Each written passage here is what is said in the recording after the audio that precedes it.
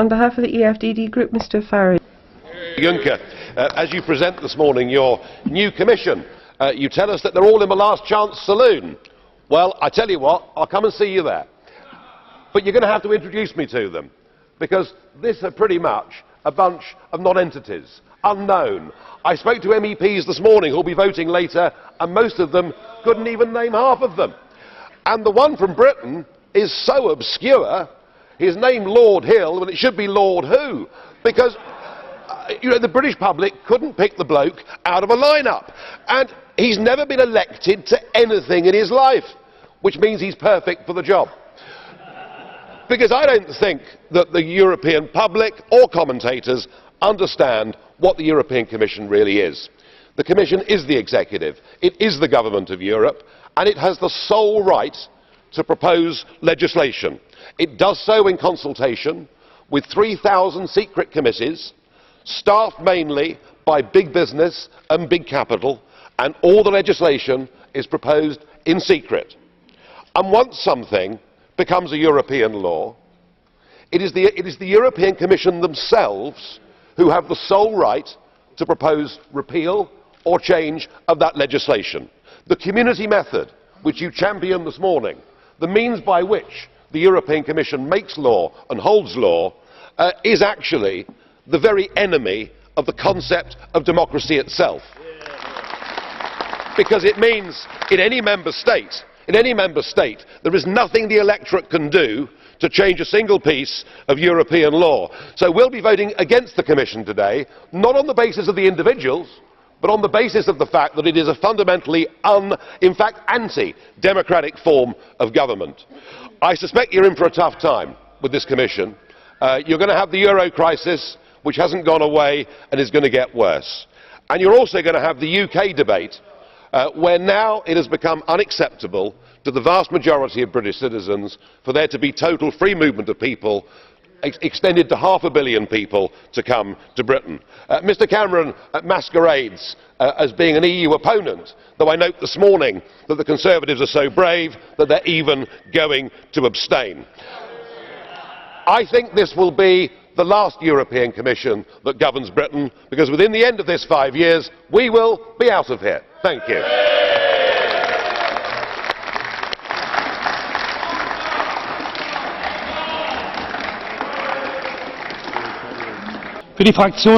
And now for the non-attached members, I'll give the floor to Mr. Wilimski. Thank you very much, ladies and gentlemen. Yesterday, you didn't mourn when President Barroso took his leave, and today we're not particularly happy to see Mr Juncker being sworn in with his commission, and I'll explain why that's the case. With both Barroso and Juncker, these are not candidates from the peoples of Europe. They are not candidates who are close to the hearts of European people. They both only get minimum degrees of consensus. They represent the technocrats, the nomenclature, so from our point of view they don't have the necessary legitimacy. Mr Juncker, what does it mean when you say you have to lie when things get serious? And Mr Juncker, you say that you're driving this train of centralisation further and further into the future, and people are going to rebel, but you carry on driving this train of centralisation. So we're rejecting you as a person, we're rejecting your commission, you're rejecting you because you're not democratic enough, you don't have enough legitimacy, and we're also rejecting you because a lot of people have been too closely linked up with economic interests. There are conflicts of interest. So if we are rejecting you, we're voting nonetheless in favour of Europe, and we're voting in favour of the family of European peoples. And now for the Liberal Group, Mr VERHOFSTADT. Let me be clear, after the spokesman of the abstentionist party of Europe, the ECR can be a new name for the troops of Mr Kamal. Our group is very clear. We shall support this new Commission as part, Mr Juncker, of this broad, I hope for you, broad pro-European majority and coalition in this House.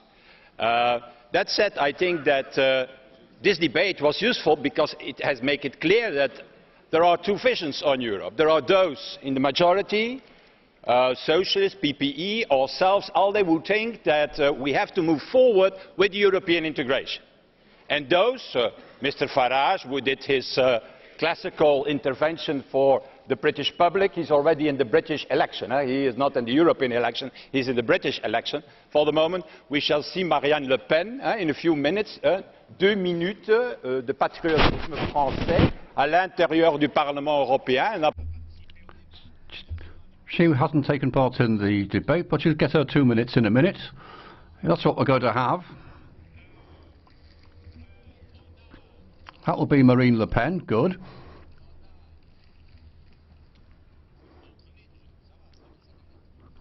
I can see she's warming up.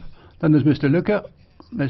And I think he was also against the Commission and clearer than Mr. Kamal, saying, yeah, the problem is we are growing everywhere in the world, but not in Europe. That's the problem.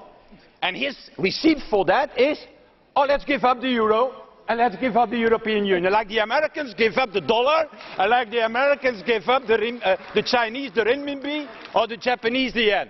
I didn't see the Americans for the moment saying, oh, we have to tackle the crisis. Let's go back to the 50 states and the 50 markets in the United States. What they are saying is more unity, common action. That is their response to the crisis. And that has to be our response to the crisis now, instead of what they are saying. So things have been very clear now. There are those who are saying to the public opinion, we shall create jobs by going back to the past. Well, I believe in the future, and for that reason the ALDE shall vote in favour of the Commission. Thank you.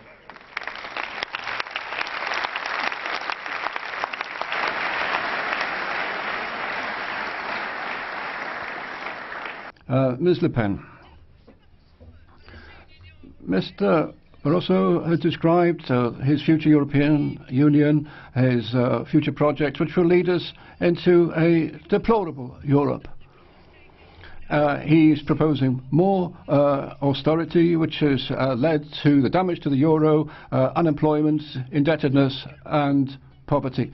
And now, Mr. Juncker, your future Commission is not based on any popular legitimacy. For your Commissioner for Finance, Mr. Lord Hill has been appointed, who's worked for banks all his life and as a lobbyist for speculators. And then Dombrovskis, a former Latvian Prime Minister, introduced the most severe austerity plans in that country and led to so many people leaving the country. Then there's Mr. Cañete, responsible for climate and energy. He has very close links with 2 oil companies, which he set up himself, and which his family continues to control.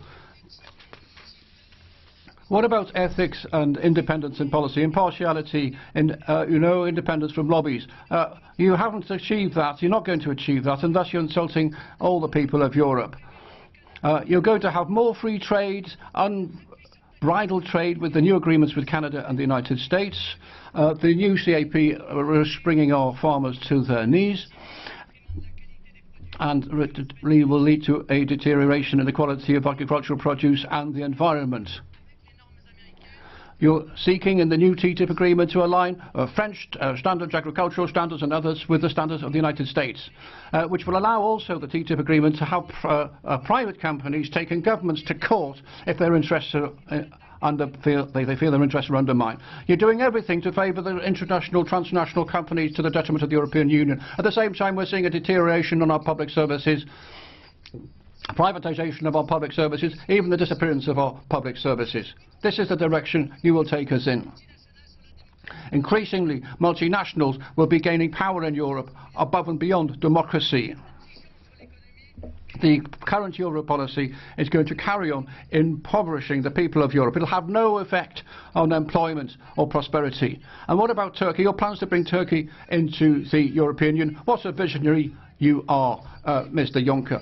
Look at the people of Kobani and the way they are suffering just on the doorstep of South Turkey at the moment. No, I think I can say, as we used to say in France, with you we can be sure of the worst.